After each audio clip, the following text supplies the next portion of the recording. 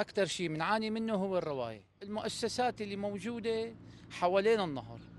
يعني نحن مشان ما نظلم حدا، يعني في عندك مثلا هون عندك أفران ابن العميد، عندك المؤسسة تبع الخضار، هدول كله الأغلبية كل شيء نفايات، كل شيء بيطلع وسخ من جوا، بتلاقيهم حاملين هالكيس هاد، وممكن أقرب شيء بستوه بهالنهر.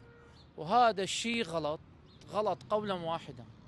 أول شيء بنتمنى من كل الأهالي والفعاليات التجارية والاقتصادية والصناعية عدم رمي الأوساخ بالنهر، لأنه هذا النهر نحن عم نعاني منه من وساخته، زائد ريحته وانبعاث الروائح اللي باتجاه السكان، يعني كثير عم يتضايقوا. صارت العقوبات سارية المفعول وكبيرة كثير وغرامات مالية وصار في سجون.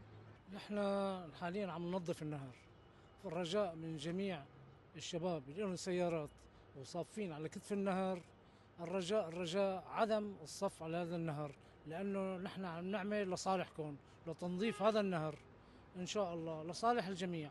فالرجاء من الجميع المساعدة معنا. من كثر الشكاوى اللي جتنا عن طريق الصفحة وعن طريق لجنة حي ركن الدين، أي شخص أو أي مؤسسة قريبة من النهر وعم يكبوا الزبالة فيه رح يتعرضوا لمخالفات ولغرامات مالية كثير كبيرة. فيا جماعة التزموا بالقوانين اللي بتنزل عن طريق اللجنة، ويعطيكم العافية.